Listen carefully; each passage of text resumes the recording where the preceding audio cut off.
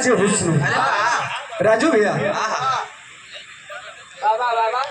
मैं नाजे हुस्न हूँ, तुम मेरा एहतराम करो। वो माशुका आशिक से कहती है,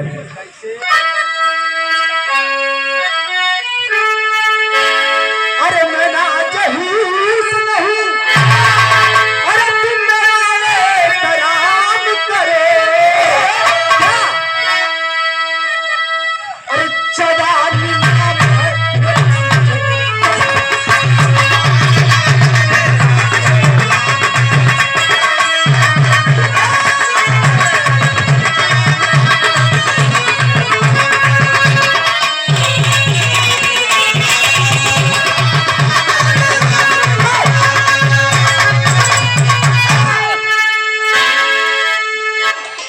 स्टार्टिंग है।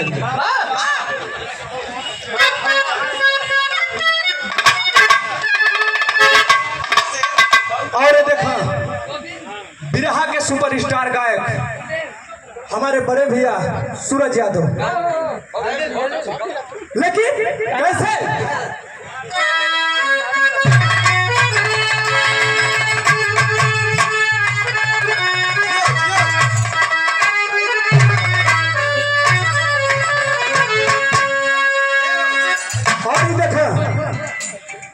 बनारस के धरती से हमारे मीडिया पर भारी कमलेश वर्मा भैया हमारे जहां भी रहा ना, अगर कार्यक्रम रहा तो हमारे भैया सपोर्ट करना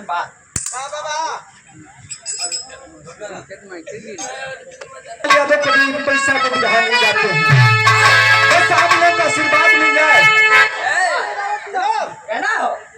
कहना बाका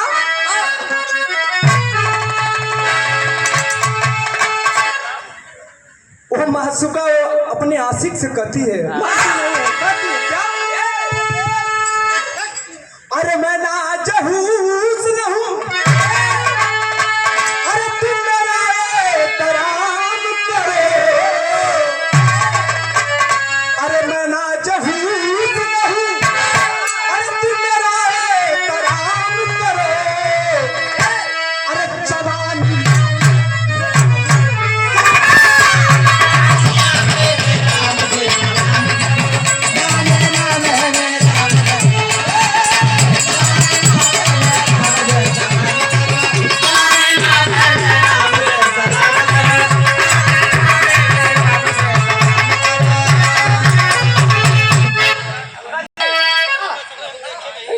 नीलम राज जी, वो आशिक कतक सलाम करूंगा, मैं सलाम करूंगा।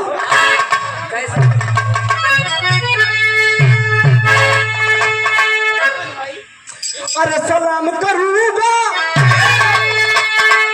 अरे पर तुम मेरा काम करो। वो आशिक कता है मस्त, क्या समझती है?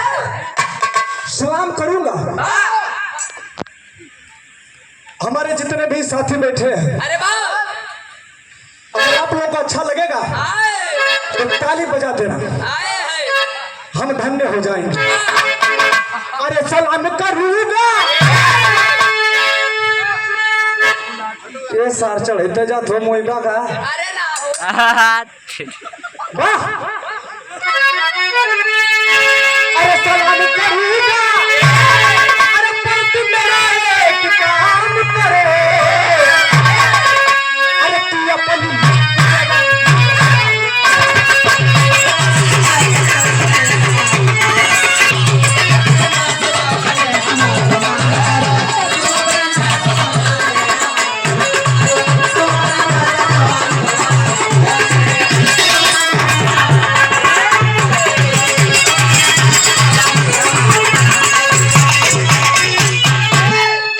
ताली बजा दीजिए।